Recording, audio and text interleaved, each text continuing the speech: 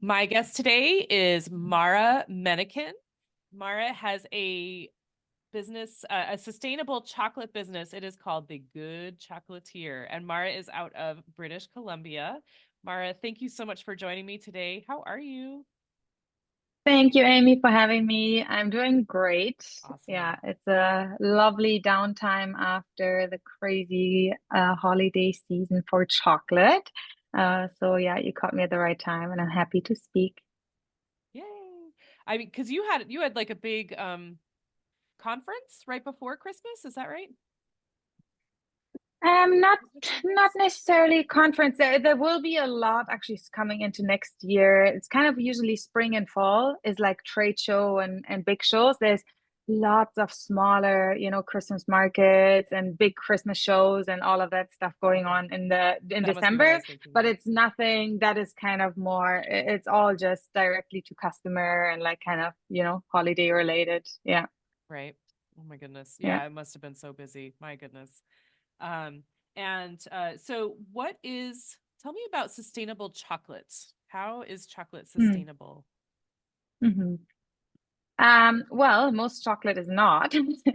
That's why we decided to make it more sustainable. Our focus is really on ethical, like that's what our brand is about, ethical and healthy chocolate.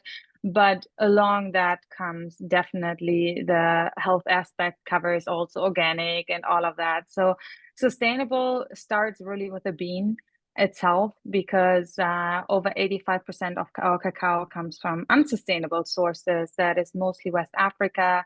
It's chocolate and cacao that you cannot trace. So usually things that are not transparent in its traceability, they are also purposely hidden from the public.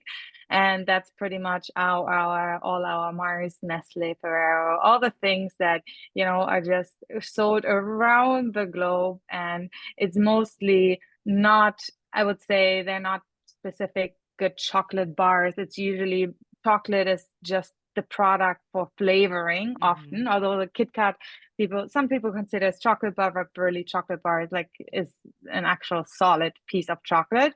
But yeah, so what the problem with all of this cacao coming from one place really in the world. It's Ivory Coast and Ghana. It's just that obviously people are not paired fairly. Obviously, you can't plant a forest in permaculture style with all the other trees around, which actually cacao grows the best in.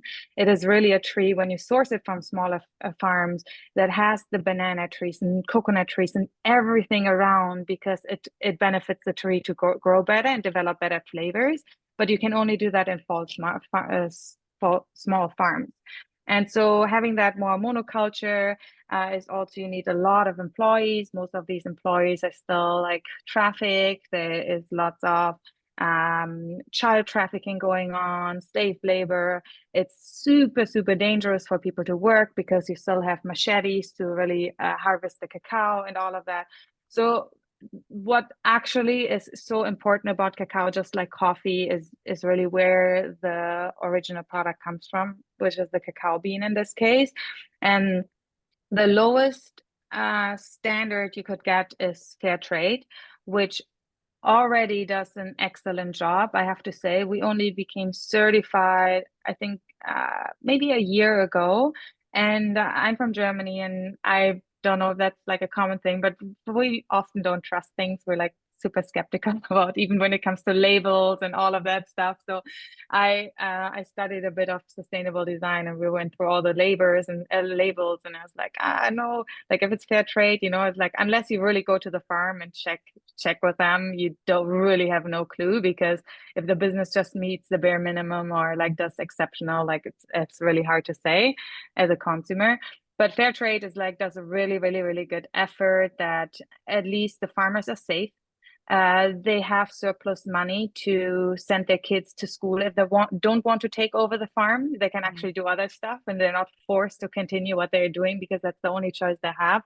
And it also comes with a lot of the health factors and like not using any pesticides and everything. And we think usually that's just the organic standard, but no, it also makes it unsafe for the farmers if you use them. So fair trade also goes beyond that, because all of that might not be actually, might be a health risk for the farmers. So that's already, in my sense, fair trade and organic is kind of is what for me is sustainable chocolate. And then you can go above and beyond that, right? Most craft chocolate is direct source, made the deal with the farmer themselves. They often pay like 10, 20 times as much as even a regular, fair trade bean would Right. cost. And it's really making sure that these people benefit.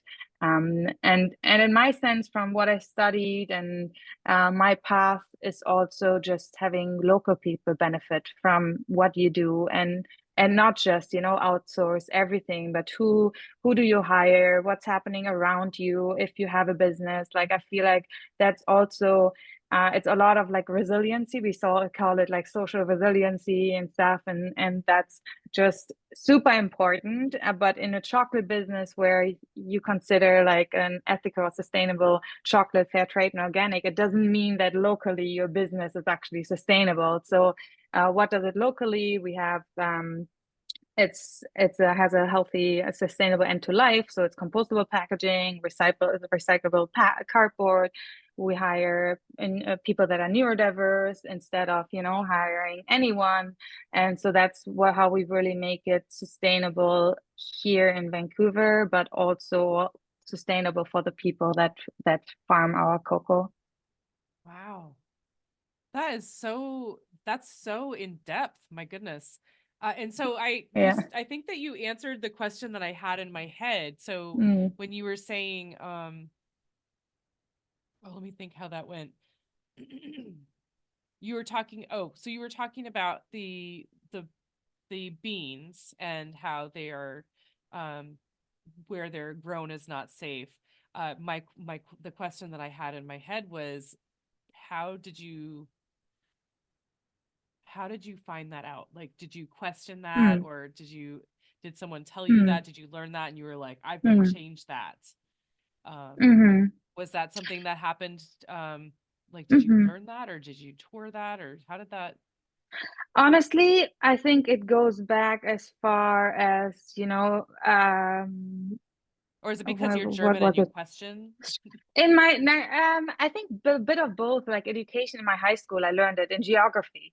Where do our things come from, and where are things unethical? And oh, do you check your clothing? Oh, it's from China, it's from there. And then usually coffee, chocolate, and clothing goes under, the same treatment for ethical standards. Like we just considered that there's some products you need to be extra careful, because if it's not certified and extra, it just comes inevitably from really unethical sources. Mm, And I think there was chocolate under the same category as coffee and all of that. And then um, learning more about it, but a lot of, I didn't, I took over the business in 2015 and actually learned from a French chocolatier who was really into just sourcing the most ethical bean and making sure like it really comes from the best source. And he didn't really explain me much about the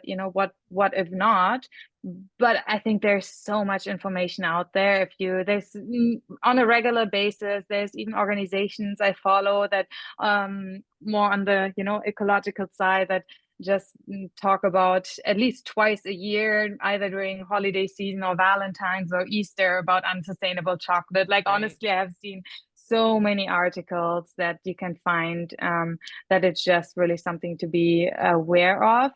And then from the chocolatier that I learned from, Pierre, I think I just kind of continued what he was already doing. Um, and so it wasn't that hard of a transition in terms of values and how we operate and everything. I really had to just focus on the chocolate making part. I knew our sources are like impeccable, flavor amazing, and good treatment all along. So that was also something that I took over, but I already had those values. It wasn't something I had to learn then. It was kind of an obvious already. Yeah. Okay. So that seed was really planted early when you were in school, and it just Mm-hmm. grew and grew as you learned more and, Mm-hmm. just experienced more in life. And then Mm-hmm. when you were working with that chocolatier, you you kind of took on that that sort of attitude and that passion for that. Totally.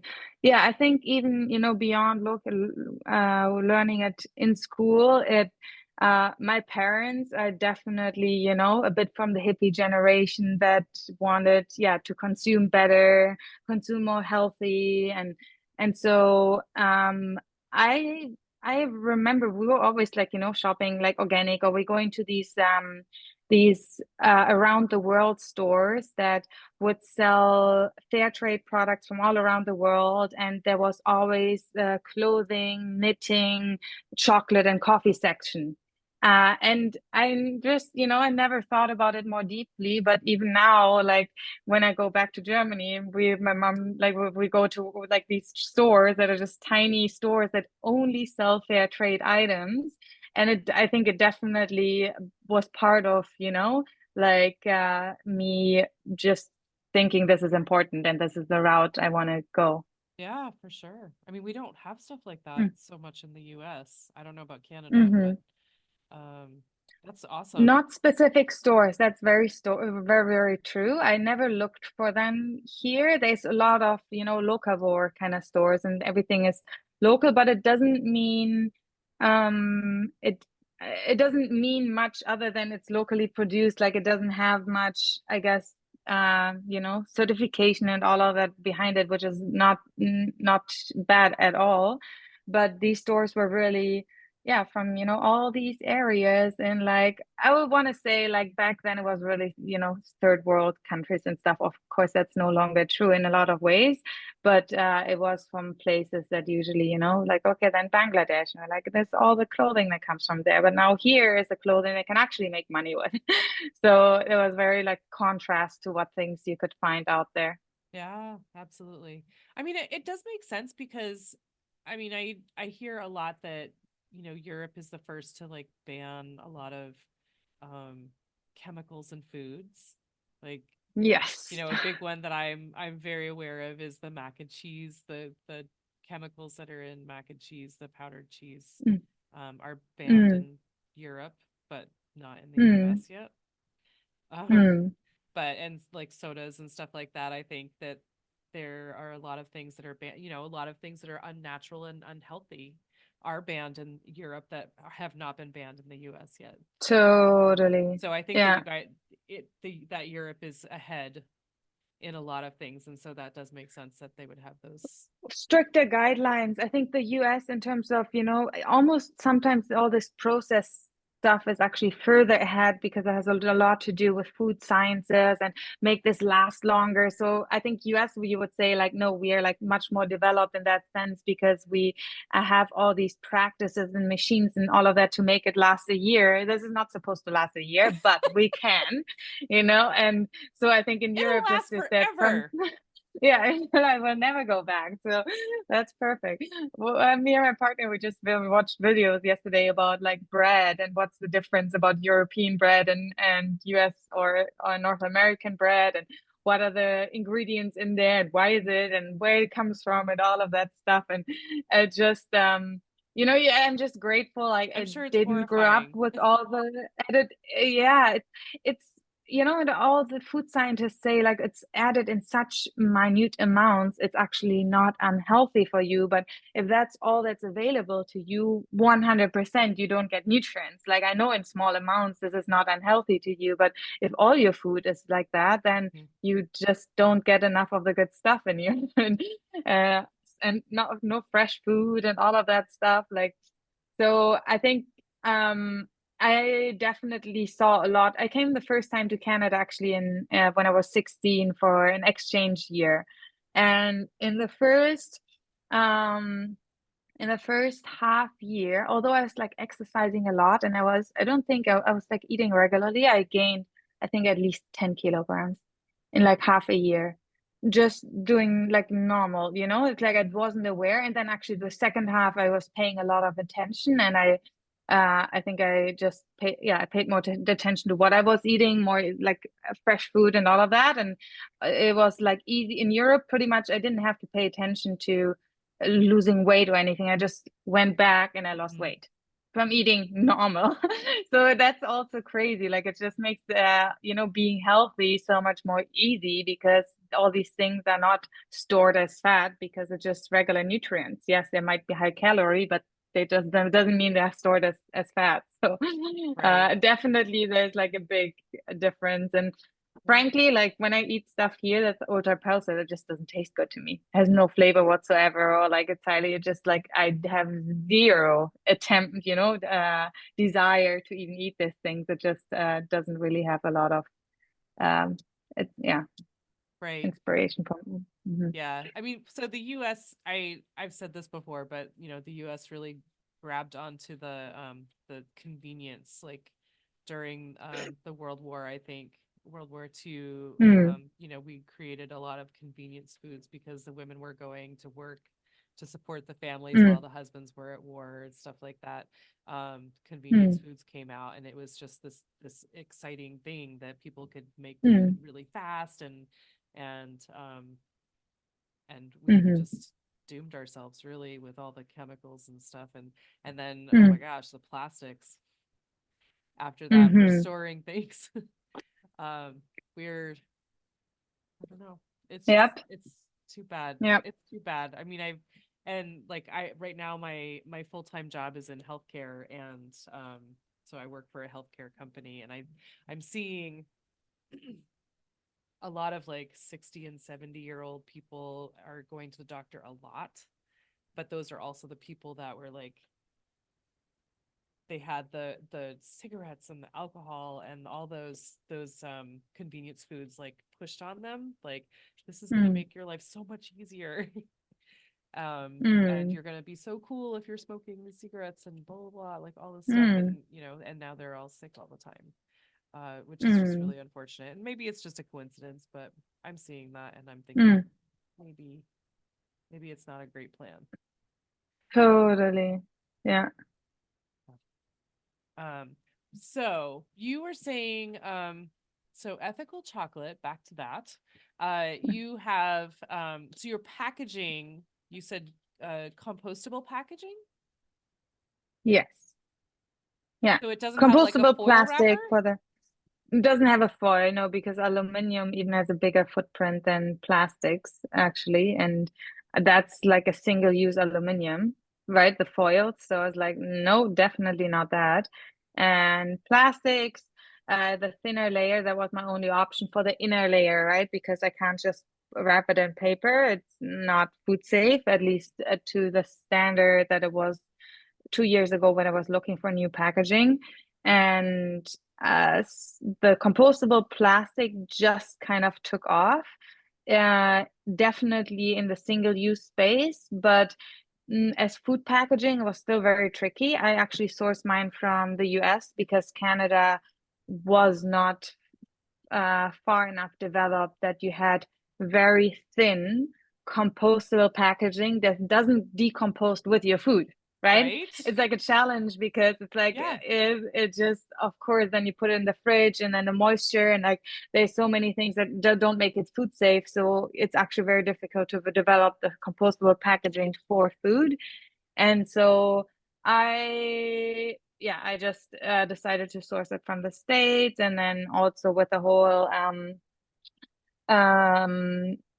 throwing it out, right? End of life use is also was then a challenge because you're like, well, uh, there's not really machines yet and equipment yet to can even compost all this compostable plastic. So really, right, please stop it because right, our machines get plugged and we cannot compost it. We don't have enough organic waste to compost all the right, compostable plastic out there. right, So I worked a bit in sustainable urban development where I've then visited like waste companies and stuff. That was pretty cool because I could pretty much steer my role wherever I wanted to and like anything sustainable innovation.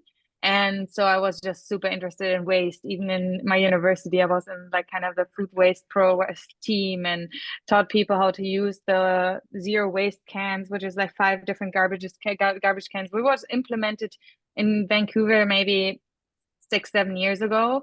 And the problem was that all universities were doing it differently, and then you Oh, go out on the streets and it's differently, and then you go at home, it's different, or you're in an apartment building in the city and it's different. right. So all the label was so obviously it ends up all at the same place, right? Like Yeah. there's no other way. Yeah. It trains us that you should be separating our waste, but it wasn't really making impact because there was no standard.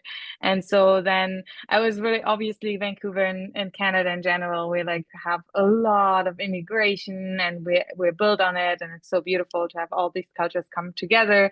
But everyone has different habits, with waste and Hmm. everything. So I was just stunned how like, people were like coming with their bag of a lunch bag, which is very obvious, like outside paper, and then there was plastic inside, and then a can, and there's 5 garbage cans, but they still throw it all in one can. I was like, "What are you Wait a doing? Like, second. how there's like five? What did you How just do you not do? see the 5 cans?" And I grew up with 5 garbage cans. For me, it's like not doing that was like disgusting. When I came to some holes, I was like, "What? You put your apple seed with your plastic? Isn't that so gross? Like to have all of that garbage mixed in your house, but it's just different places where you come from. So um some of those recycling places I visited and I saw, the challenges with even these dog poop bags were another challenge because they are compostable, but if Mm. every single dog poop is packaged in a big plastic bag, the machines just couldn't handle it. So, and then those compostable organic waste bags came out. Turns out they're not actually that compostable. So it's always, there was Oh. always a disconnect between industry and actual government and the facilities they had, because Oh. me developing product, if I wouldn't have dig deeper into like what actually compostable package does when it gets thrown out and not just when I purchase it and source it, uh, you would have noticed very quickly that like it's nonsense, right? At that point it just did not make sense because it's providing a lot of challenge. But then if you don't develop these things, then there's no push for government and the recycling to actually make better machines to be able to process these things. So was a constant like, how do we get these guidelines? Do we get on one page from Oh my like gosh, industry yes. and government? But now ours is like backyard compostable, it's certified 60 days, it's a thin plastic, and it's, yeah, you can compost it in your home waste, but you can also compost it just throwing it out. And so that was kind of my direction to take. Initially I wanted one layer that is kind of now we have that a lot, but compostable pouches. I have that for my bulk product, but there's like one pouch and it has like a foil in the inside, so you just put the bar in and you seal it with a Ziploc, and it's all 100% compostable. But when I was like developing the packaging, it was just too difficult at that time, and it was crazy expensive. And so now there's a bit more out there, but we just settled on what we have, and we had to like go through with the rebrand and everything. It took 2 years actually to go through the rebrand because Wow. of the whole material situation of like design and all of that stuff. And yeah, so it took already forever. I didn't want to wait any longer. So compostable inner linen and recyclable uh outside cardboard was actually what we decided on.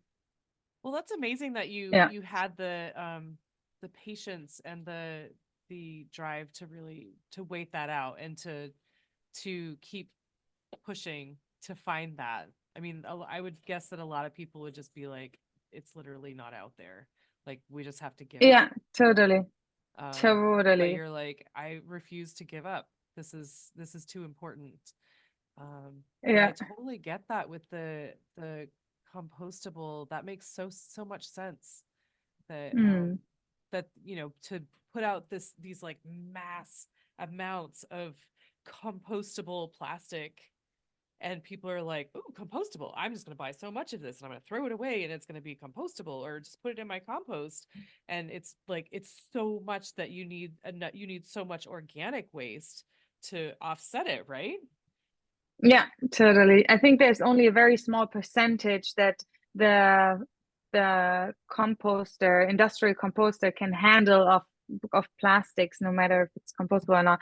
It's maybe even 10-20%, maybe by now they're 20%. But imagine in universities, and that's where I started, like looking into this or working with a team, and we did waste audits from the whole university, like the amount of compostable plastics and plastics in general and mixed use and all of that compared to the actual organic bin. Like, who eats an apple and the banana in school? But that's pretty much it, right?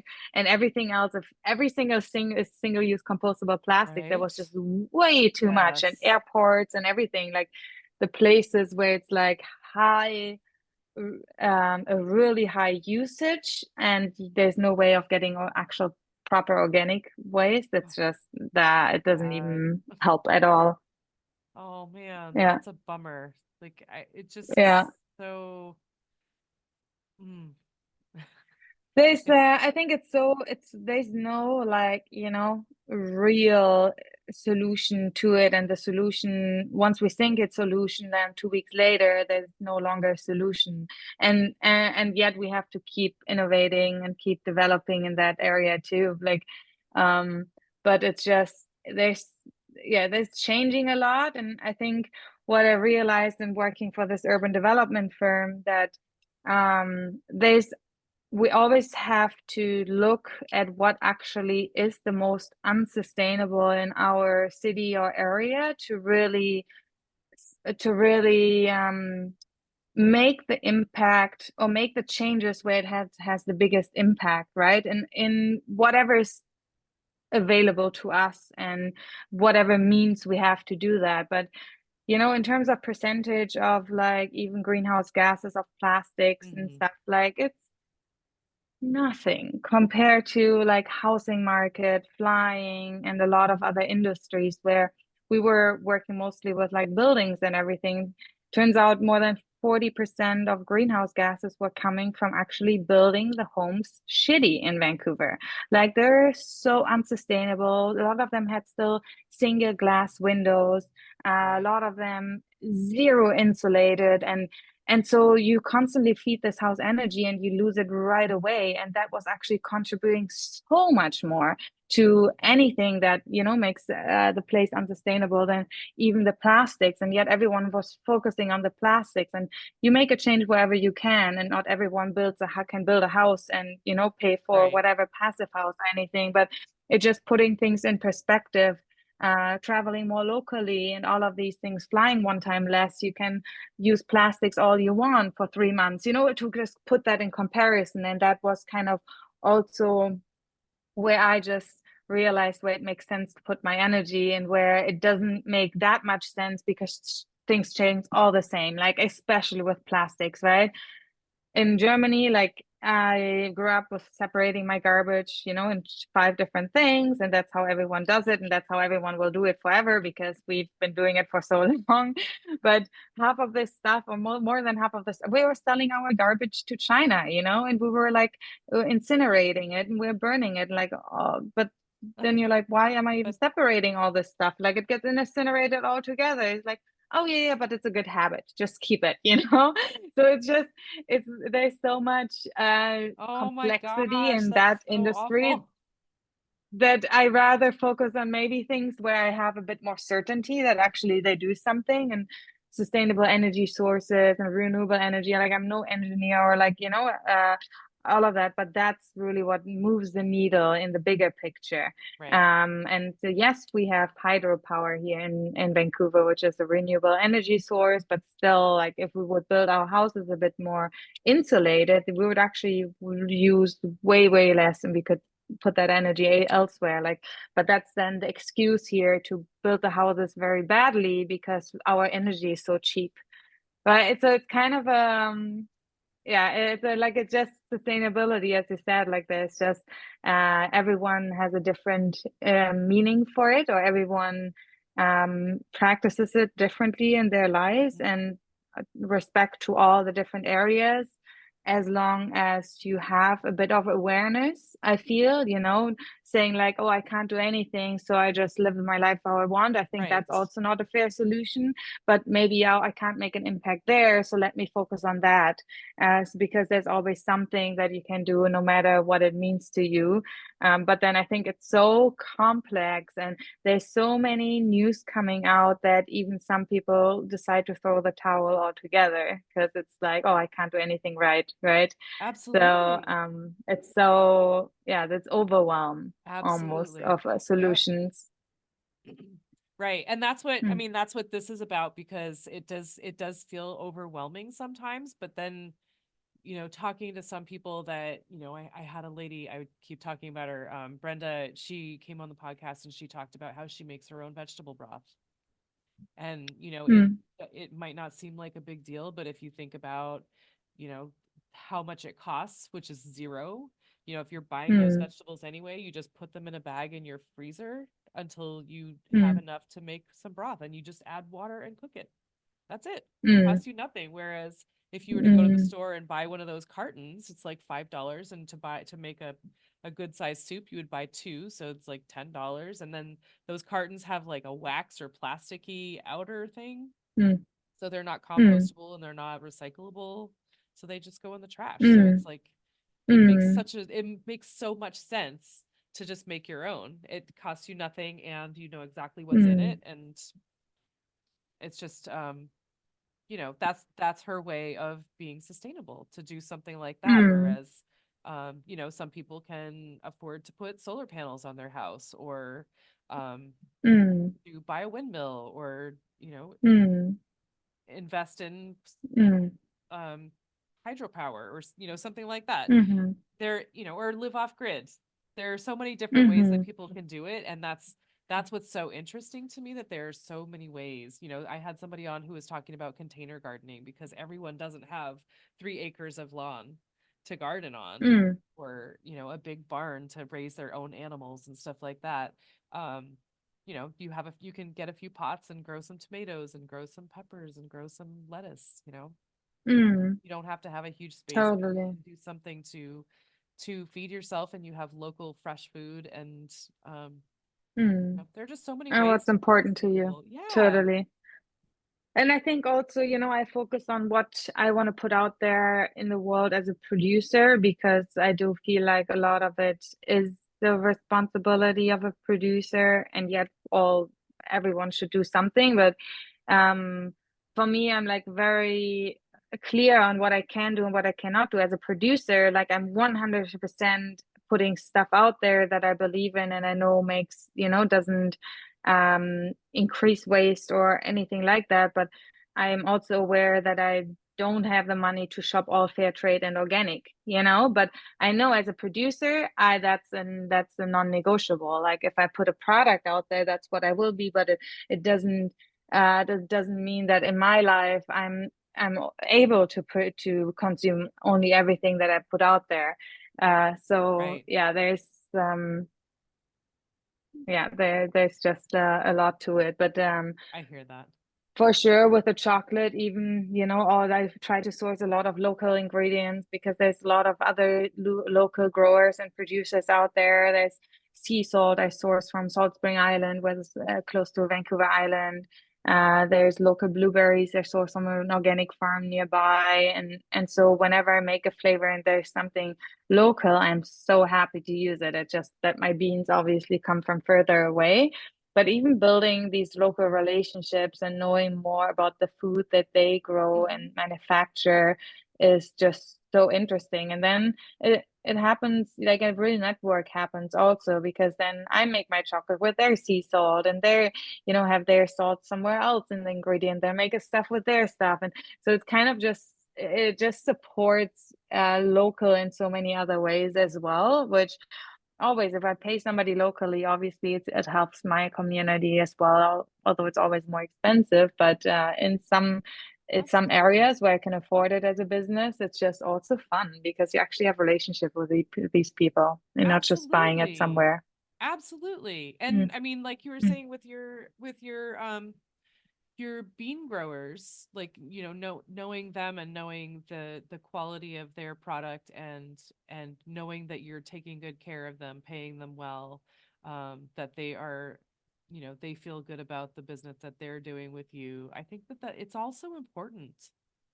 Mm, I think it's good business. I just think it's good business, and it's so it mm, I this is gonna be sound really dumb, but I saw years and years and years ago, like, some show where somebody made someone mad in a restaurant, and they like spit in their food. I'm like, that, so just like, if you treat them well, they're going to take good care of the product that they're offering to you, like that type of thing. yeah. You take care of them, they'll take care of you. It's a Mm, win-win for everybody. mm, And then the people that you are selling your product to are getting the best possible product. mm, Like, mhm, it makes sense, all of it. mhm, mhm. And then the local Um, just makes it all the more, adding the local blueberries or sea salts and stuff like that, like, mm. it adds that goodness. Yeah, it creates beautiful stories, and just also people can relate to it, you know. Maybe they've been to this farm, or maybe they live in the area, and like, so it's such people Sure. just see these things as like, even for example, I use in some of my truffles and seasonal bars for spring ice wine from Okanagan. So there's like one area here, 4 or 5 hours driving. It's desert in the summer, and it's a wine region, and there's one street has over 75 wineries, and it's so much local wine and grapes that grow there. And then I found a beautiful ice wine, which Canada is known for. And so that people, it's a specialty item that is like so Canadian. There's only 3 places in the world where you actually that's produced as well. Germany is actually one of them as well, but it's just the like decadence that people have from Canada or bring back to their families. And then they have like a truffle, you know, or like a one bar that actually has it. And I know the winery, I've chatted with them, you know, they've been there and made Yeah, that relationship. So for me, it's so much more fun to sell things where I know the people as well. You know, I can absolutely. tell you for every single bar, I can tell you one story or one ingredient and why I chose it. And it seems like I'm a good salesperson, but no, I just see a source of things that I love, and then I'm just telling the story, to be honest, right? It's 100%. like not even 100%. I trying to mean, sell. I can't sell something that I don't believe in. And so I think that Mm-hmm. that's so important for you as the the maker, Mm, or as the mm, face of the product, to mm-hmm. say, I believe in all of these things, and I Mm-hmm. love these, I respect these people, and I can tell you about them. I think that's so Mm-hmm. important, and it means a lot. It Mm-hmm. means a lot to me anyway. Mm-hmm, totally. Maybe let's go into like I told you 2 things earlier. Like one is like from also environmental sustainable to social Yes. sustainability, and then to what I want people to take away with kind of leads Yes. into that. Um, and so I think, you know, from a lot of my concept anyways, and what I've seen in, you know, what sustainability is and the news and what companies do and all of it, it was always just focused on the environment. Um, and and at one point, uh, I think it was actually when I was studying sustainable design in Cologne. It was only for a year, and then I decided I want to come to Canada anyways. But I learned a lot, and and it was finding out that organic or something, you know, that's environmentally sustainable does not mean that it's good for the people at all. So, you know, you can purchase, for example, an organic cucumber, but it was farmed by like migrant slave farmers. And then I was Oh, like, holy crap, like seriously, I'm doing something here then like that's good for my health and think that's good for the planet, and then people suffer. Like, shouldn't this go hand in hand? For me, it was like right? ridiculous that this doesn't mean the same, you know? And so it was like really kind of a like wake up moment where I was like, wait, like, there's so much more to sustainability. If people are not well off, we can't be sustainable. And when I studied here in Canada, community leadership and social change, it was very much me, going away from, okay, environmental sustainability, which was already a big movement and there were a lot of, Right. things out there and people recognize, to really digging into what it means for people and social sustainability. Um, and so I wanted to just focus on that because I was like, there's not too much marketing around that, It's like there's greenwashing, there's all of this. But for example, like organic, obviously, it's much bigger out there than fair trade or being a B Corp, which like that's really about how do we treat people and who benefits and who doesn't benefit. And so when I studied, I also realized like a lot of people, young people, I was already considered an adult student. Like I was like, I think 23 or something, but most people who study, they're like 19 and younger. So already at least, I traveled a bit, like I seen the world and I come back to Yeah. like, okay, really knowing what I want to study. And I saw like a lot of people, want to go out and change the world and help people in Africa and volunteer here and there. And I was like, there's like a lot of things going on around you, and the social immediate means that you can walk 2 blocks away and you're going to see someone you can help or see something that you can change, but it doesn't have too much allure for somebody who's 19, you want to go out in the world and Do make the something change there, but spectacular. Yeah. it was spectacular, but like it's a really help your neighbors and you're the hero. Like there's so much more you can do, right? Helping your neighbors. And um I think that's, yeah, even in the company urban development, sustainable urban development, we were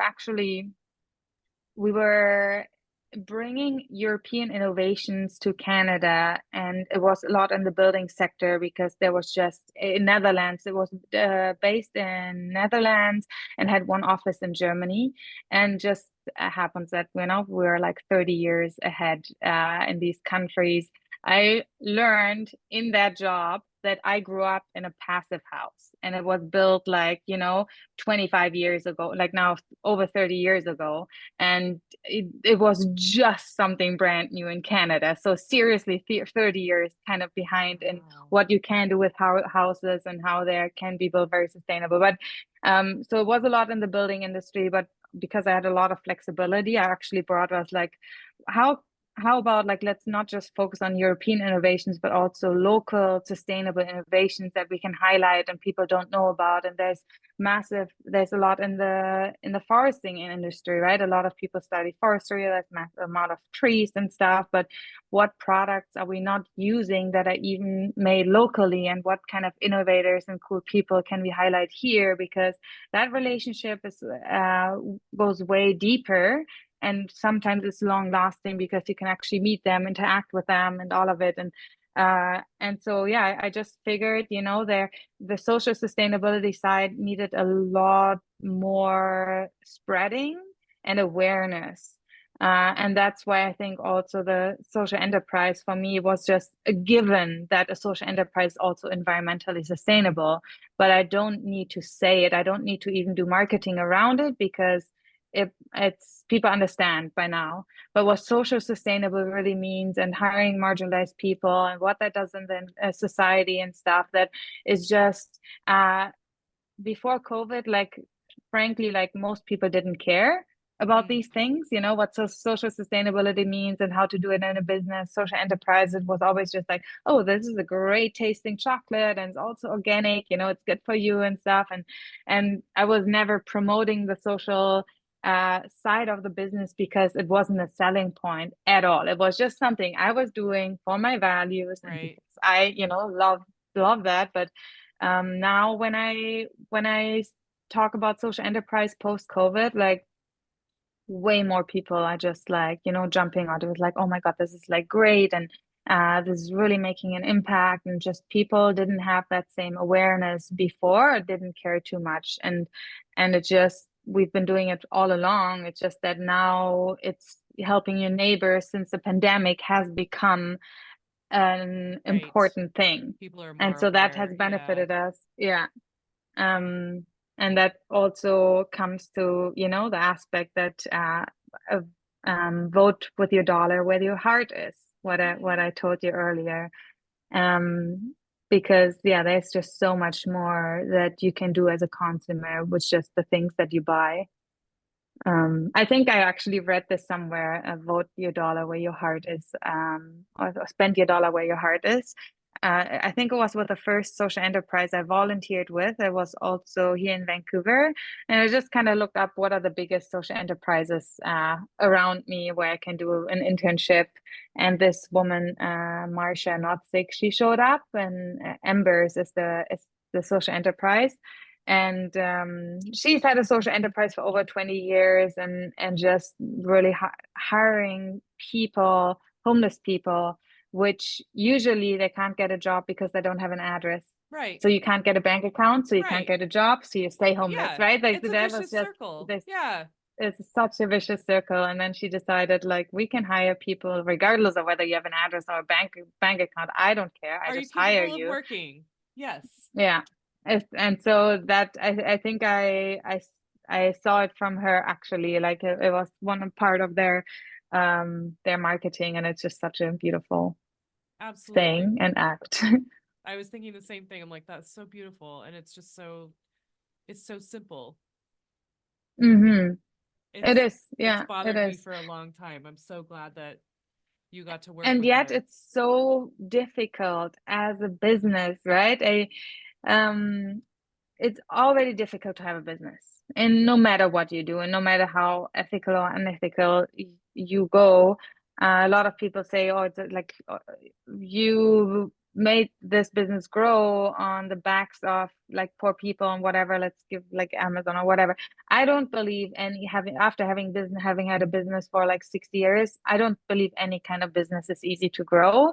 But it is even more hard if you have to consider all these other aspects. And in just to give the example of my packaging again, for me it was like, oh, you know what? I want like one sleeve, one pouch because it's saved me gonna Yes. cost gonna save me time and labor because I only now need to do one layer of packaging and ready it is, right?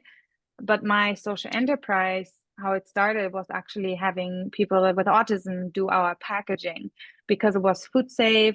They're incredibly good at it and doing routine work and be doing detail work. They find so much pleasure in doing something that's exactly the same and giving their best and that looks perfect every single time. After 1 hour, they still have energy to do it perfect because they just like to do this detailed work. Oh, And I so we love that. decided that's actually going to be our, the aspect of the social enterprise. And it's nothing that I decided by myself. It was a conversation with the organization and the directors, like what are they great at? What skills do they have that could benefit us mutually? And it wasn't like you do this and outsource right? It's like it's not a top-down approach. It's like a bottom-up approach, a true conversation and everything to really see that it's actually something they're good at and better at somebody else I could hire. Only that's how it can be sustainable in a business relationship, because if I can find somebody better than and cheaper, right? I become a charity and no longer a social enterprise to really give them jobs. But then with a one sleeve, I was like, oh shit, what do I do? This is my social enterprise. Like I can't just make decisions like that and then they don't have a job anymore. That's not the point of my business. So there's a lot of nuances. You think you'll find a solution, but then I was like, okay, what about the social angle of it as well? And Wow. we're not incorporated as like social enterprise, which now is possible actually, because but it has in your company documents you have to state that more than 50% you're giving back to the local community, Hmm. which at the end of the day, like we probably are, because it's not just the hiring, it's also how we source and everything, but it's still chocolate, it comes from far away, and that actually takes a big chunk of the impact. Sure. But no matter what we do, we always decide, like it is the social enterprise was the motivation to start a business, to be honest. Like I never wanted to be in business, but it was really that was like, oh my God, like every business should be a social enterprise. They're doing so much great work. Like why are not, more out there and just doing really that work and seeing if it's possible as a small business and not just a big corporation that has now millions extra and was like, let me invest this in something social. And but Right. really as a small business to start it, incorporate it, and And now actually all our e-commerce is also social enterprise. So we trained and hired also neurodiverse adults that had different skill sets than those that were wrapping the chocolate to now fulfill our e-commerce. And that's a big thing in the world. They now learn a skill that they might go do stuff for another company, right? It's not just something that I train and they do for me, but it's something if they, let's whatever for whatever reason, or they want a second job that can do e-commerce stuff for others. And that's also it's for them having Yeah, a skill set that allows them to do multiple things. that's But that's also, amazing. it takes work on my end Sure. for sure, right, to do that, because it's still I have to manage them a bit more. There's sometimes things that they're unsure about, and I have to check a lot. Like it takes definitely a lot of management to do that. So I can imagine if it's a company that was not founded on the motivation of being a social enterprise and Yeah. doing social impact, that very quickly you slip into one shareholder says like, oh, sorry, I would love to, but this doesn't make any financial sense, right? Like it adds work or doesn't make things easier. Like then it's Just can't justify very it. quickly Sorry. it's Yeah. been thrown out. Yeah.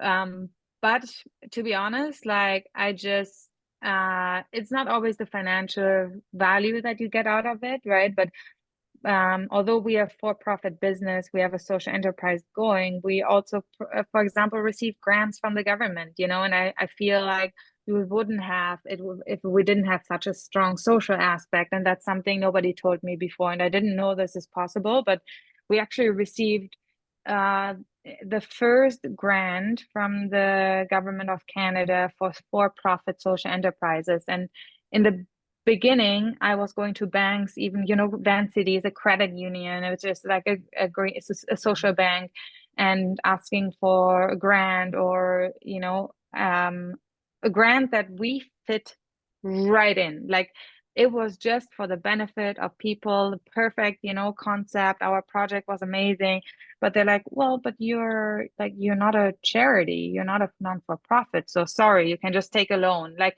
the angle of being a for-profit and social benefit like didn't even exist in the books, from like banks and everything.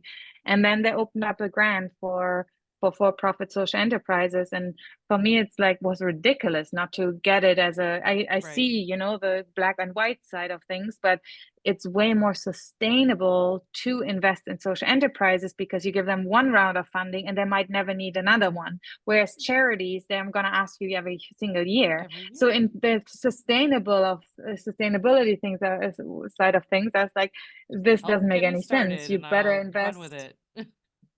Yeah, Yeah. exactly. You just give us something and we might make this work and without ever asking again. It isn't that the goal, What if I come back every year, then you probably haven't helped me enough, or I didn't make this work with the means I had then. So that was very fortunate. It was in 2020, I believe it was in 2020. It was like so recent, they opened up this grant and now it's more recognized, and it's more like just, yeah, social enterprises are like a thing now. Some people know about, but there's still a lot of like explaining around it. But I think That's it's so important great. and I love Yeah. doing it. Good for you. Wow. And so, right. So you were talking about uh put your money where your heart is or vote with your heart. Is that Yeah, put your money where your heart is. You put your you money got where it. your Yeah. heart is? Yeah. Mm. And we have something like that here. It's vote with your wallet, I think. Like, put Yeah, your money where your what is totally. it? Yeah, vote with your wallet. So just, if you don't Mm-hmm. believe in something, don't spend your money there. Mm-hmm. But so I totally believe in that 100%. Mm-hmm. And so vote, put your money where your heart is. Absolutely. Mm-hmm. Yeah, That's beautiful. and exactly. And I think, there was a time where put your money where your heart is. Like it was more so maybe seen in the charity and donation aspect. Right. It's like, oh, to Christmas, let's not buy gifts, let's donate, or let's help out others and stuff. But it's really every single day. We have now, and I believe in the States as well, like the local sector section of supermarkets becomes bigger and bigger. And I hope it's not just a trend that's there to stay, but but it's like pretty obvious. Like I'm in the food industry and I would say quite connected now after these years. And I know so many faces behind people behind those items that I buy. And I was like, oh, yeah, I know this person. I'm going to buy this product. Like, and it's Absolutely. also, that's obviously an exception that I actually know people because it's my industry. But even with other things now that, they make an effort to put a little sign and tell a story of somebody, if it's a local product, I think it helps a lot. It's not just makes it more relatable, but it actually shows you like, oh, this is a family. Like there's businesses, I had assumptions of like that turns out they're local family businesses, but they're massive. And I was like, oh my God, I thought not to support these guys. They're like everywhere and stuff. And then I knew a bit more about the company and I was like, oh my God, they're doing amazing things. Like, and to just say like that Starbucks was one of them. Growing up, like it was obviously flooding everywhere, and it's like, oh, it's making all these. It's like the negative aspect of globalization because now every single city has a Starbucks, and everything looks the same, and like it's like there's no Right. flair, no like beauty to that. But then I read his book from Howard, and like obviously from Seattle, and it's such a beautiful company and the way he led people and wanted to make a change. Like there's no difference in how I get started. It's just that he became massive and maybe some aspects have changed, but a lot of them haven't. And then I was like, oh, I might not like the coffee as much, but like if I go there, I actually it's not like comes with guilt. I was like, oh, I shouldn't shop there and stuff. And I think this put your money where your heart is comes down to educating yourself about the things and not making assumptions because what's out in the news and everything and big corporation doesn't always mean evil and some small fishes that I mean local, but they actually might not do good things. So regardless of what you buy, like you just have to be an informed consumer or like conscious consumer and really know about what you buy. And it's reading the labels, yes, but reading the little story. But if you love a product and you're unsure, it's like you can always look it up and read more about it. Like all this information is now accessible, where back then you sometimes just frankly couldn't figure it out, right? There was no much digging out as much you wanted, but people didn't have social media, didn't share the behind the scenes, and didn't, Right. share all the Right. ins and outs and about and where we're from and but now you can find this out, and I would say it's a benefit to the consumer, so we can make more informed decisions. And Absolutely. that's, yeah, I wouldn't say it's ignorant if you don't, because it takes time and it's like it's a bit by bit. You can't know about all the products that you buy. That's impossible. But at least know that, if you buy something a lot, maybe, and buy something, always purchase from these kind of eggs, like are they actually what you think they are? Right. Because you can probably figure it out. Yeah, totally. I mean, just yesterday, not yesterday, well, yeah, yesterday. Yesterday I made gingerbread with shredded beets. And I got the recipe from one of my local farms. And I bought Mm, the beets from the farm at the farmer's market. But I just had to try it because I love beets and I was like, that sounds really interesting. But mm-hmm, they also when I go to the farmers market, I love they have this sign um behind their little area where they sell everything and they sell bulk greens like lettuces and mm, stuff and spinach and they always say bring your reusable bags to fill the to put your greens in and then on this sign it says number of bags saved to date and it's like thousands of bags and I'm like that is I love stopping there and I just love to just watch that sign and watch the numbers go up yeah, because I'm just like, oh, yeah. that's so, none I don't see that at the other farm stands. I just love Okay, it. cool. But do you have is your single-use plastic not banned? It was before COVID Okay, and then it was all reversed. it was all reversed. Okay, so I guess it's also depends on the state, maybe. Yeah. Okay, But because I remember. Maine was I think the first in the country to ban the single-use plastic if I remember correctly. Okay, But yeah. we also just The problem dropped it so also quick. with those bags, Um, that's actually crazy. I just tried it out and noticed maybe it doesn't work. People are not ready yet, or we don't have the systems behind it. But we're just talking about the what did they just ban? Oh yeah, single-use takeout items, which Mm, already to this day was, forks and knives and yes. actually no, you were still allowed forks and knives and stuff, but a lot of the business decided not to. But then now also, what about the lid of coffee mugs, takeout mugs, right? Yeah. And so before it was just for the cup instead of saving money at the cafes, because you're actually not allowed to use them, even though they're paper and stuff, you would be charged extra 25 cents. But now the coffee lid as well, where you touch your mouth, then banned as single use. And we're thinking, like, did they think this through? Like, this is like also, I mean, it needs to be food safe, right? You can't possibly reuse them.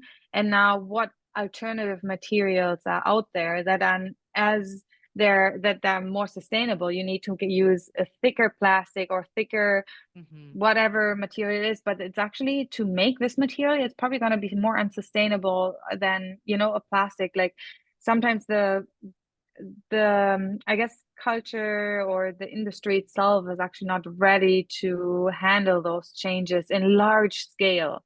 Right. Um, and one story I wanted to share with a plastic bags. Like we have plastic bags banned here in supermarkets, and yeah, it's been like that. They had like actually a whole plastic reducing plan from the city that over 3 years, I think every 6 months, like one more item was reduced, and so Oh, like the nice. change was happening really, really slowly. And then the paper, the straws came, and then they're going like bit by bit, so people can adjust. And it wasn't like businesses who just purchased new inventory of 30,000 coffee stuff that they had to throw it out. They were able to like Use what use they that up, had. and Yeah. then you can't really purchase anything else. Or like styrofoam was one of those things, was the first ones to go, because that's just like the worst thing ever. So And gross. I think the problem with plastic has become also that it wasn't just plastic that it was single it wasn't that plastic has always been single use. Plastic used to be actually the most one very sustainable material. I remember my dad, he still has plastic bags, right, from Aldi, which is one of the most popular supermarkets in Germany, from I think maybe two rebrands ago.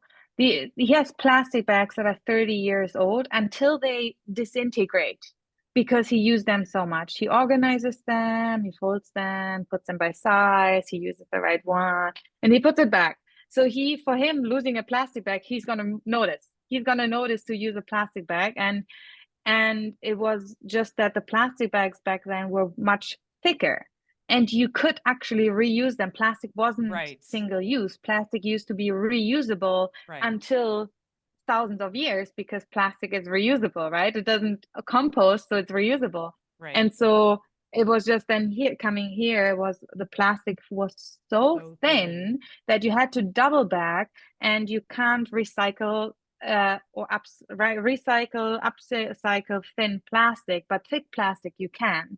So it was also just the industry evolving and doing something thinner and thinner and thinner and cheaper and cheaper and cheaper, that now had become single use. But honestly, if we would just go back to quality, thicker plastic, we can reuse a lot of stuff. And it's actually not the worst material to use, because cutting up trees for you making all of this stuff paper now, that you could use a plastic bag like 100 times or more, and a paper bag rips apart after 2 or 3 uses, is actually not a better trade-off.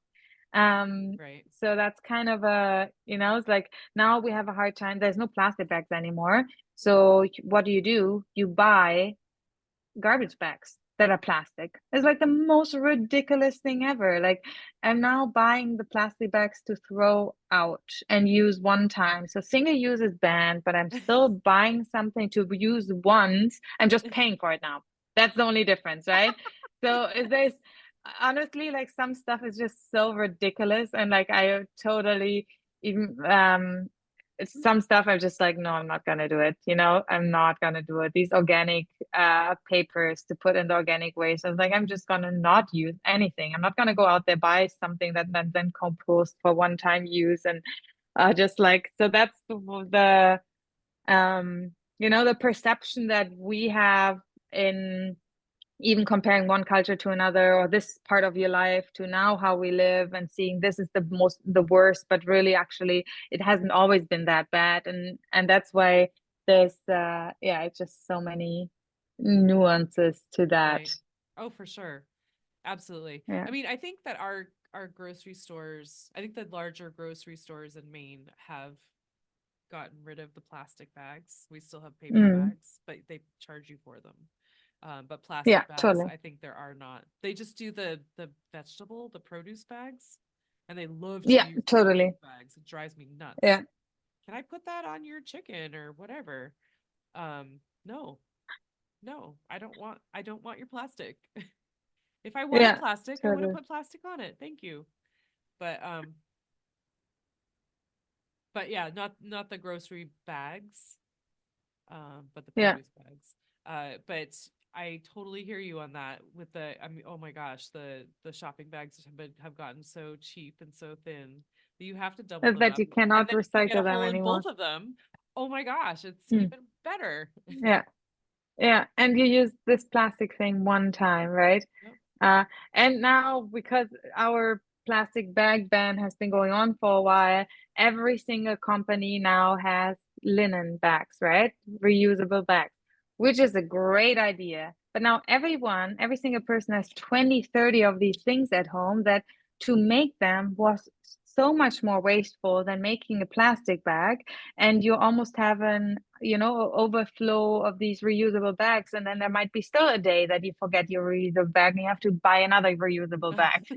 So it's like it's also the quantities of that, we're gonna overdo everything that we start doing. Like I think it's just, like it was just the tote bags was the greatest thing when they come out, it was like great, I can use this forever, but then you want a different style, you want something from this company, then Right. you forgot your tote bag, and then Right. this, just this got dirty and whatever. So now we come to maybe use tote bags as something that we actually use way too little, for one bag. This that was sold to us. We can use one tote bag maybe 5,000 times.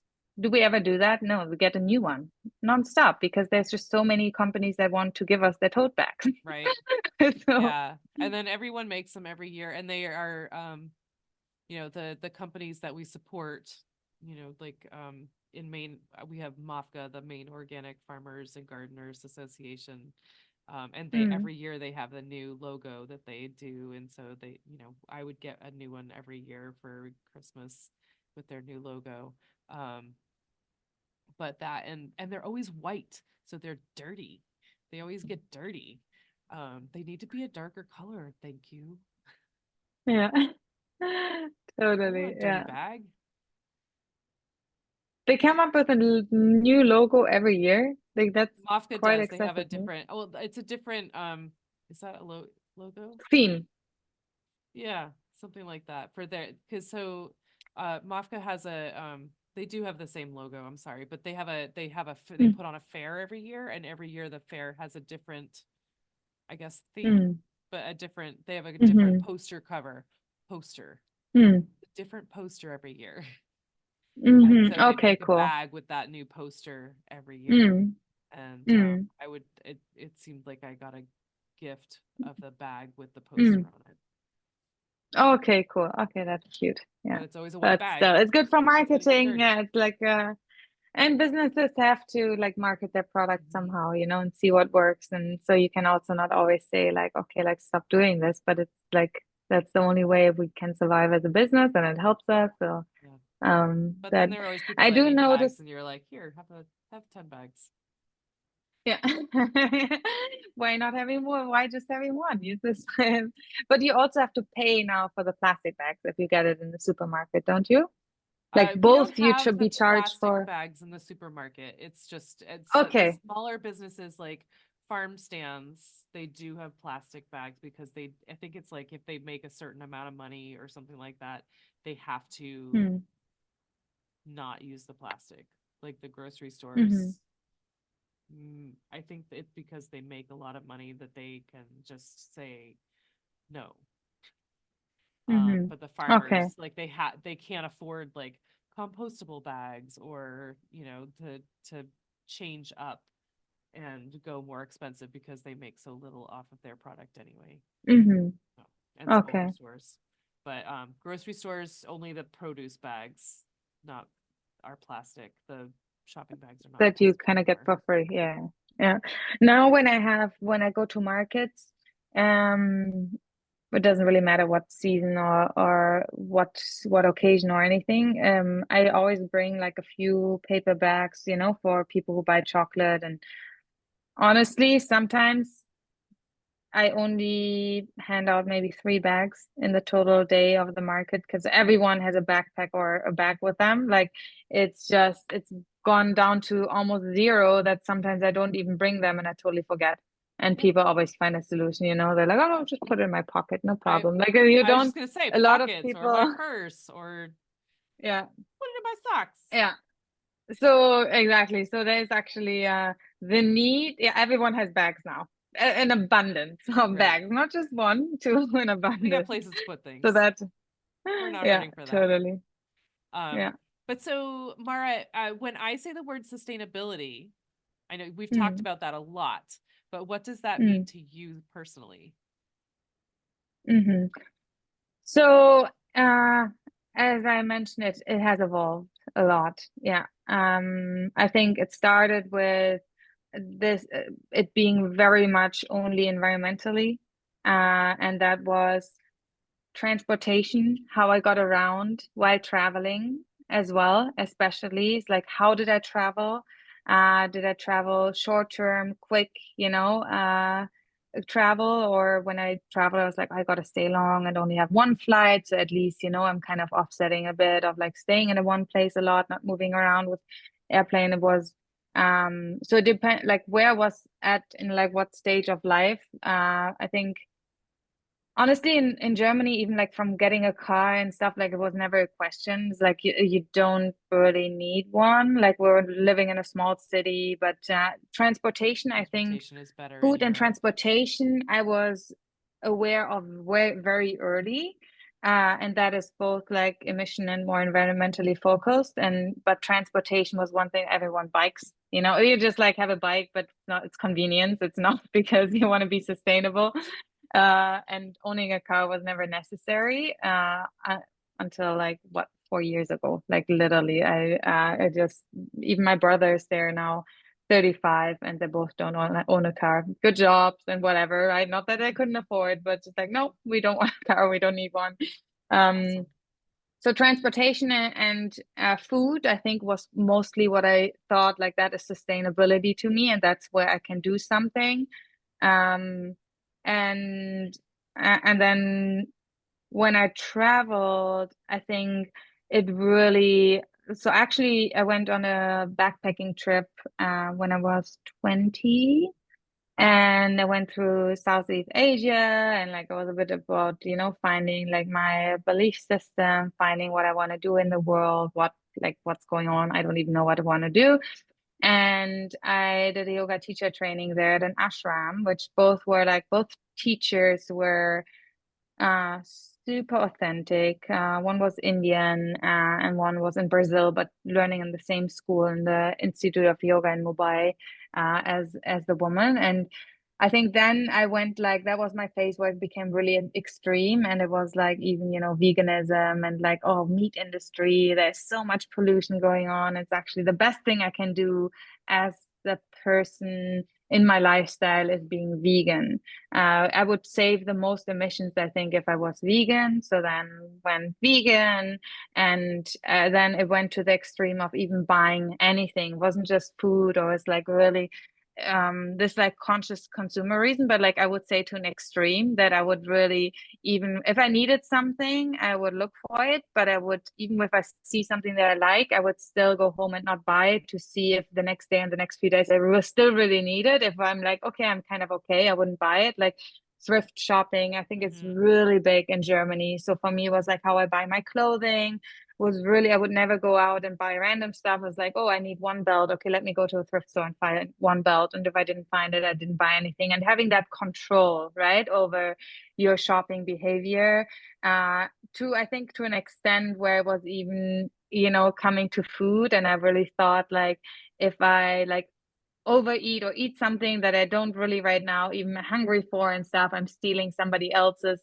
food. Like I was Oh, definitely a yeah. bit extreme that I was like, oh, really in all ways possible, I just have to save because people don't have enough. There's other people out there that don't have enough. And that's, I think, where the social sustainability really also started, like where the imbalances in the world and yeah, who is getting a shortcut of me making this decision or not a bad decision, and helping your neighbors and all of that. What I wanted to study later, or what I studied here in Canada, was actually coming from the philosophies of my yoga teacher trainer, because it wasn't a yoga that was, focused on the asanas and the physical. Like it was like literally an eighth of everything, because it's just an eighth of the whole yoga path. It was really going into the philosophies and everything. And there's so much about helping your neighbors. Like pretty much all you do is duty, and you don't get unhappy in a job if you help others. And there's so much duty in that culture of like serving others and serving to the greater good and stuff, that I just, because I didn't have any responsibilities and stuff in the world yet, and I wasn't studying, I wasn't working at this, for me, I just dove like straight in, and I really could, I had the freedom to incorporate everything, which I see, of course, there was the time of my life there, that I could do that. Not everyone has the Right. time and flexibility and privilege to do that, but for me, like I started questioning everything, and I could like really live everything to a T, because I could, like I didn't, have people to take care of and stuff. So that's when I was really like, you know what, there's so many things that interest me even in my life, that for me, this like whole helping neighbors and doing something for others in the world, I will never get bored of, and it will always be just then a duty, and I will not question it, and I won't be like, oh, I'm not interested anymore, no, I don't like it. For me, that's like for the rest of my life, I know this has a good impact, and I'm not going to question it so much. So it was more of like also me imagining what I can do in life that I don't get bored of. Mm.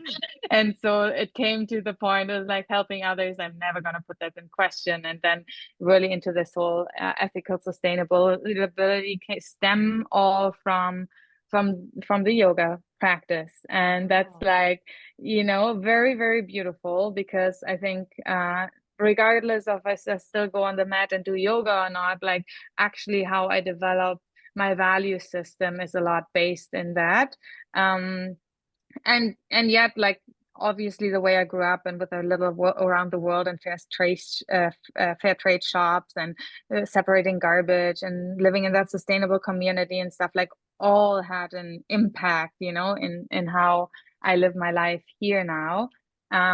But that was really like the catapult to like, okay, what is even like, well, who cares about, why do people talk so much about the earth if a lot of people are not being taken care of?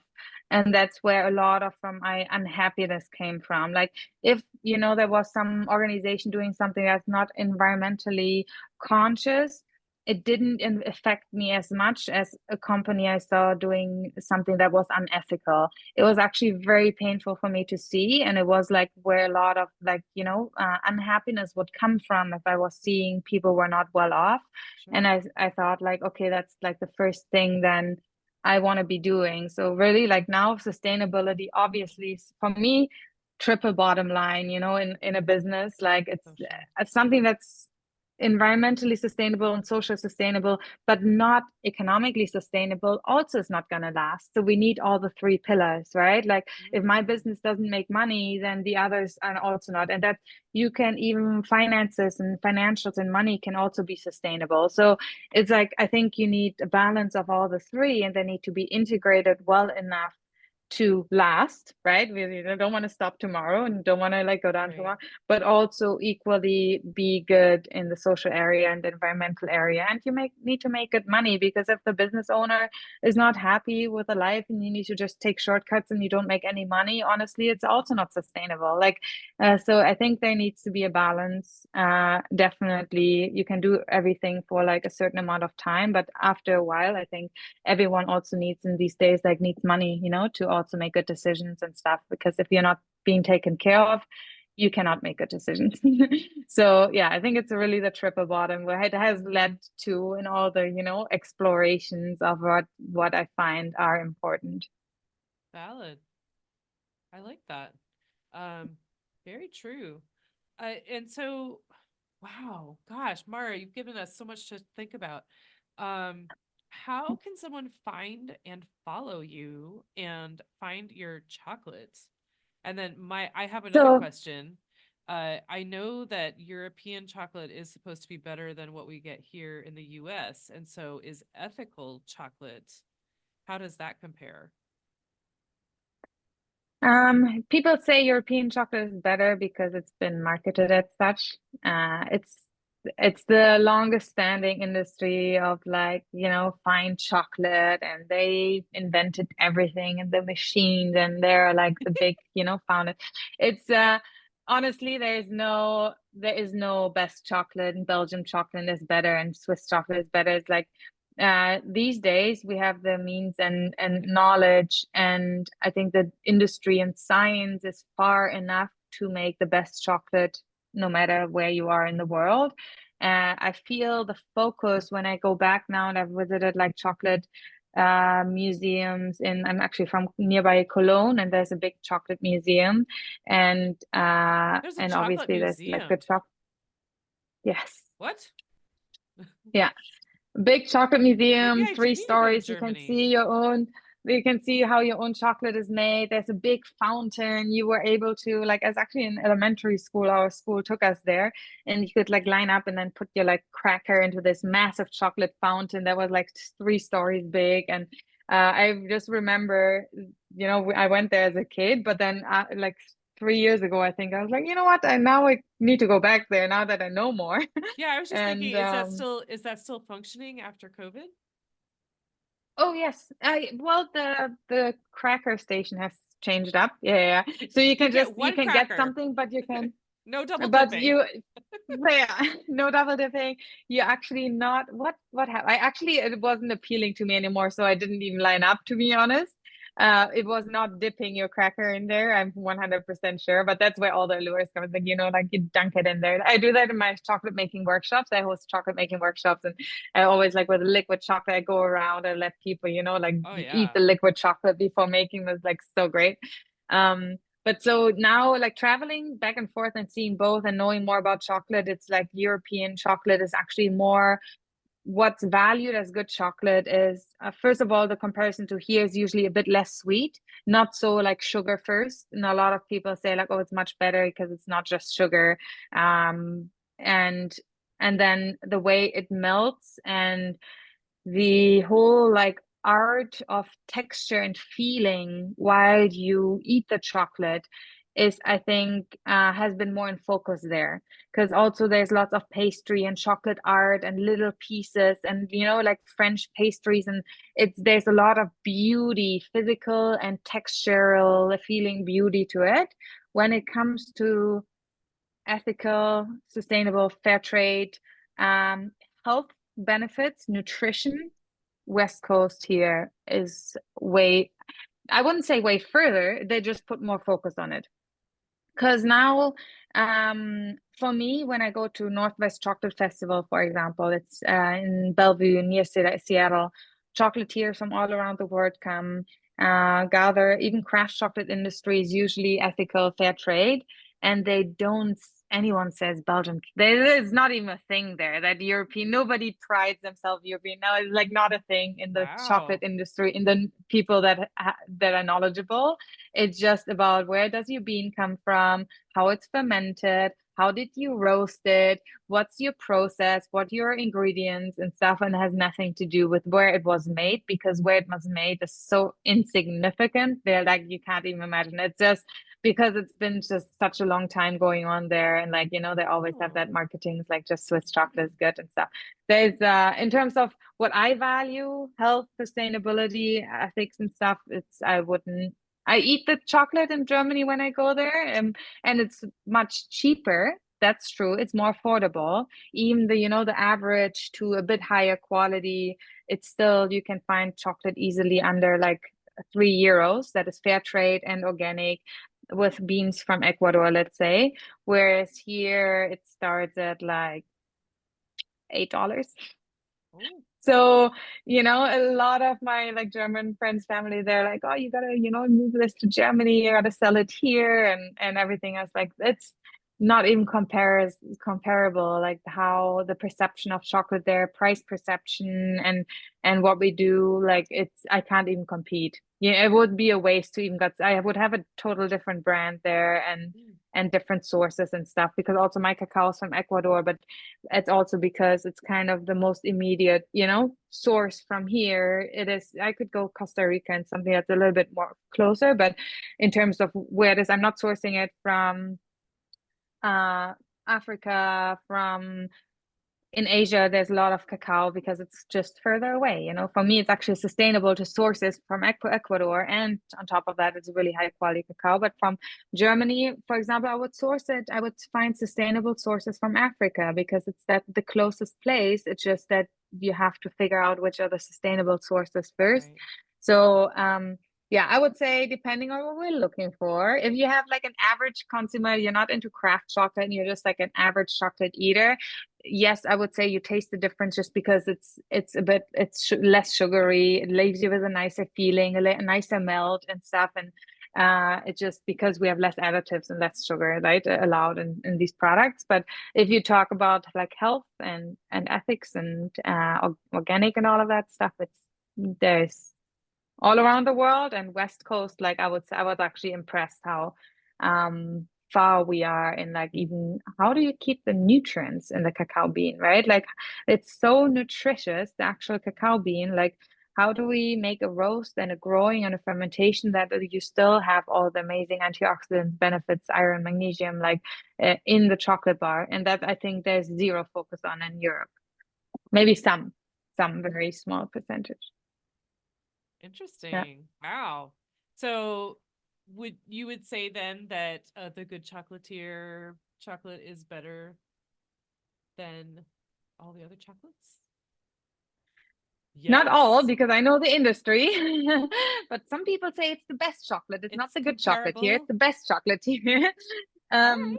I'm really in the space of making craft chocolate, which is artisan chocolate with a quality bean, no additives, well roasted, handmade, that available to somebody who doesn't go to a specialty cacao chocolate shop to buy their chocolate, right?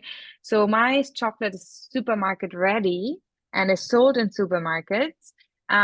But you can actually go way further in what it means to be a craft chocolate than I do. My chocolate bar sells $8.99 in retail.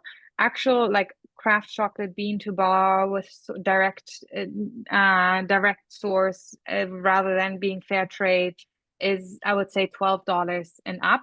In the Northwest Chocolate Festival, like we purchase chocolate bars from $15 to $30.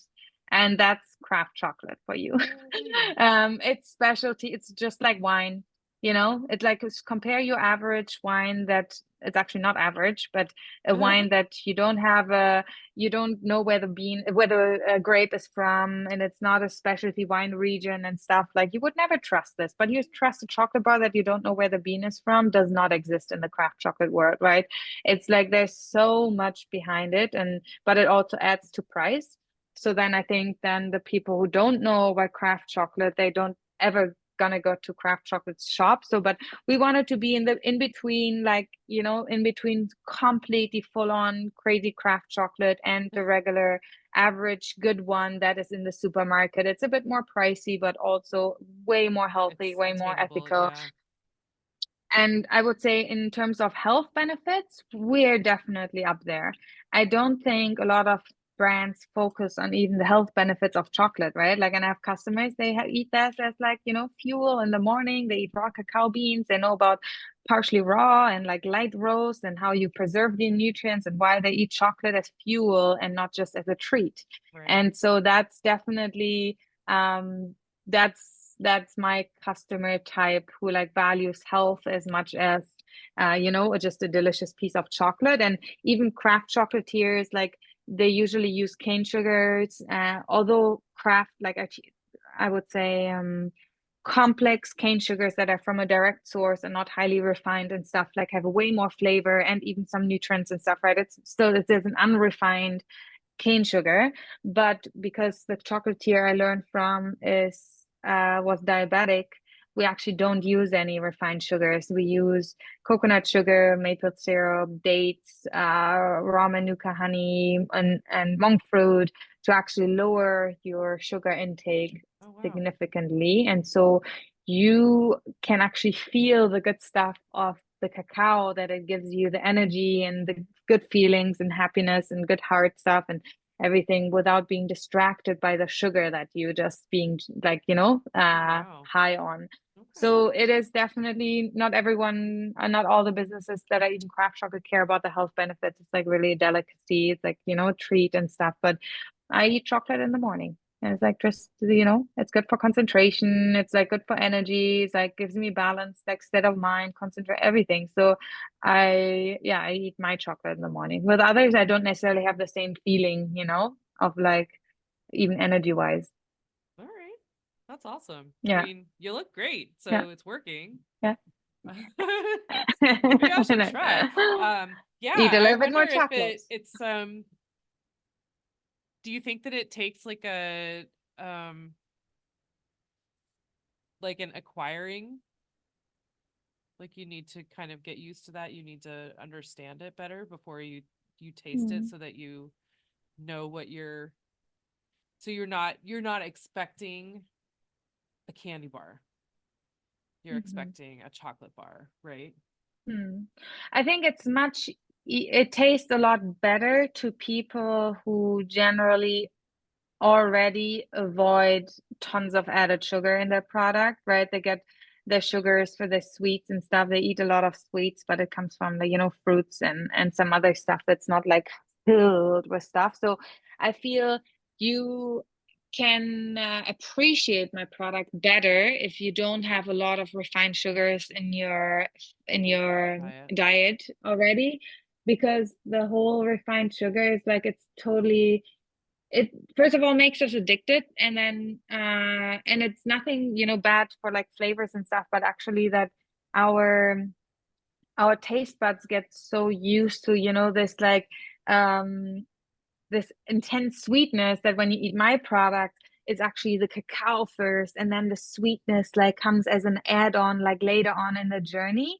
So Right. some people is like, oh, like, oh, it's really not sweet, but it's actually sweet. It just like takes time to break down. It's a more complex sugar. It's more nutritious sugar. It has layers of flavor and stuff. But it's even for Chris, for my partner who just like sneaked by me, he didn't have so much of a refined palate, And even when I was giving him a piece of chocolate and was like, I'm not going to tell you what it is, like, what is it and stuff, like, it was really, really difficult for him in the beginning to even taste all these things that are part of it. And I think if you usually avoid refined sugars and highly processed foods, your palate just gets refined, and then you taste an amount of flavors and layers. It's like you can't go back. I have a lot of people who say like, you ruined regular chocolate for me. Like, I can't go back. This is like so much more to what I'm used to. So I can't even appreciate the other stuff anymore. And that Right. is really like, it takes some time, as you said, like to refine the palate and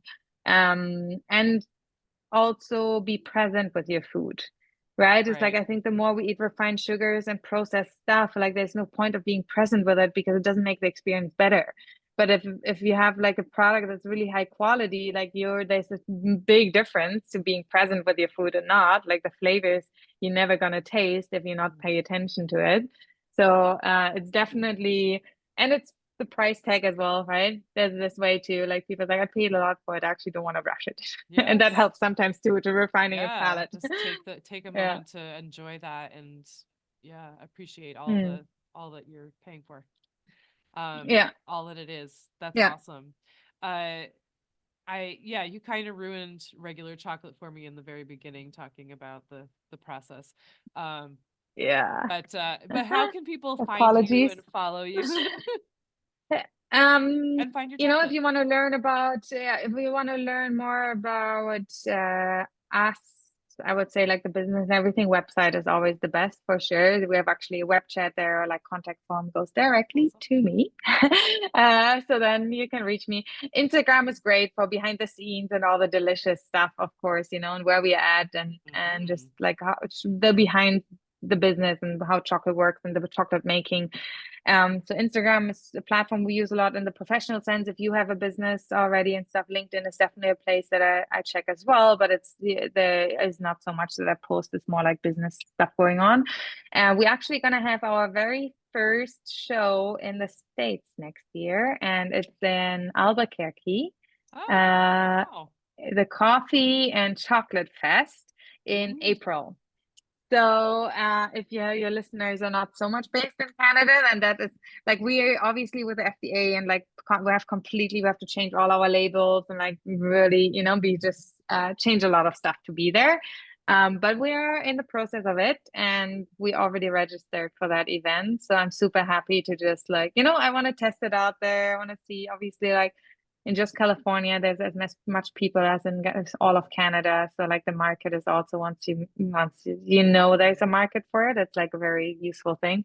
But yeah, so definitely in markets and newsletter, honestly, is where I share the most about um it's obviously almost the first point of contact. It's just people who already, you really, they've either purchased something, met me somewhere, and I almost find it easier to be very consistent there than on social media because it's more anonymous on social media. So I actually have more joy in the newsletters because I know I can engage almost better with the audience. So like, yeah, so that's a good start, good point too. We actually just launched a good subscription box where you can sign up and receive chocolate bars, craft chocolate bars every 2 months. And it's bars that we make, and we make a lot of seasonal bars that are, for example, unavailable in the winter time because they're summer bars, and like, every season there's new bars.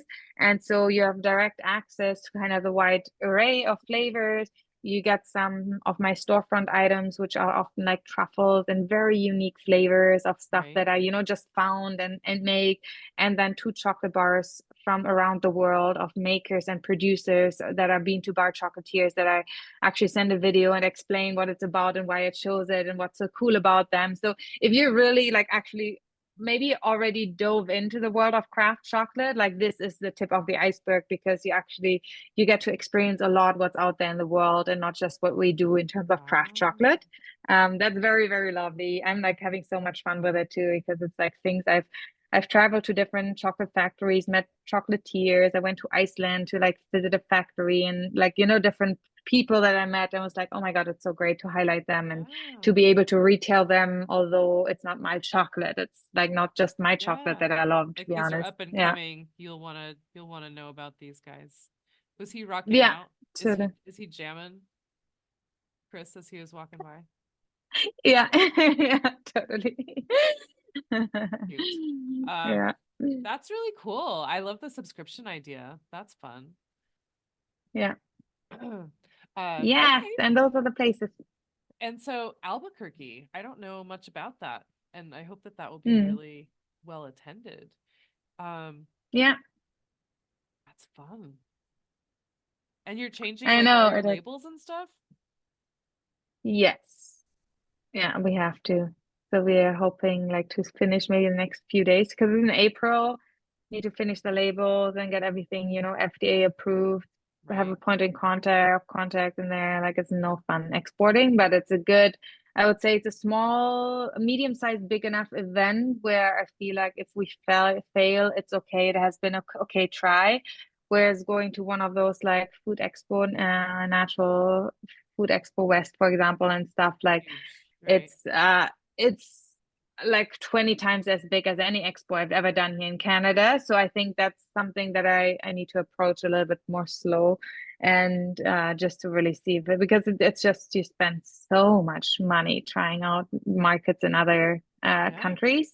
But to be honest, like even Canada is so big that even if I were to sell right now, we're just in BC, we sell to like even Whole Foods and 30 different stores, our chocolate bars in retail, and then of course online and like some stuff that are custom orders and stuff.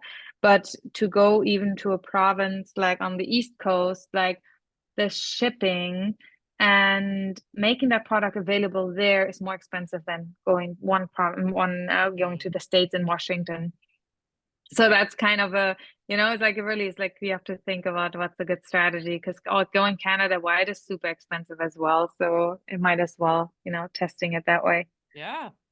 Awesome. Mm. And so to find did you give us the website to find It's the location? thegoodchocolatier.com, the good chocolatier, TIER at the end, .com. That's Okay. pretty much even online orders and stuff. I actually believe that if your listeners are in the States, it's quite inexpensive to ship to the States compared to, again, Yukon territories in Canada and stuff like that. I had my first orders there. I Sadly. was like, really? Seriously? How do you ever order anything? Like it takes 4 weeks and it's like $40 for 4 chocolate bars. Like how the hell is this even possible? Yeah, so and then I get How? How be does it really take happy. that long? Yeah. And I it's could only walk Canada posted like faster. yeah, totally. So there's I think shipping to the States if you want to order online, that's the best way. Yeah. Okay. So thegoodchocolatier.com. And then on Instagram, I know you're the Good Chocolatier, and I think it's the same on Facebook, right? The Good Yeah, Chocolatier. it's all the same. Okay. Yeah, Wow. exactly. You got it all just the same. That's cool. All right. Yeah. Well, my goodness, this has been so enlightening. I'm so excited. I've been looking forward to this a lot. And justifiably, like this is you're so Yeah. knowledgeable. This is really, really interesting. I didn't expect it Yeah. to be quite so interesting. Like I was thinking, good marketing, Chocolate that's and cool. yeah. But Yeah. you really have done a lot. So I'm so impressed. Um, so Mara, thank you Thanks. so much for sharing all of this information. And folks, I'm going to have the links in the show notes, and so I definitely check out Mara and the Good Chocolatier. Buy lots of Hmm. chocolate because it's good for you, and it helps people out. Hmm. Lots of people, Hmm. um, Exactly. including Mara, That's the but takeaway. also Yeah, the more also the people chocolate that you work eat, for the her, better the world gets. right? Thank you Um, so much, Amy. It was yeah, great. absolutely. Okay.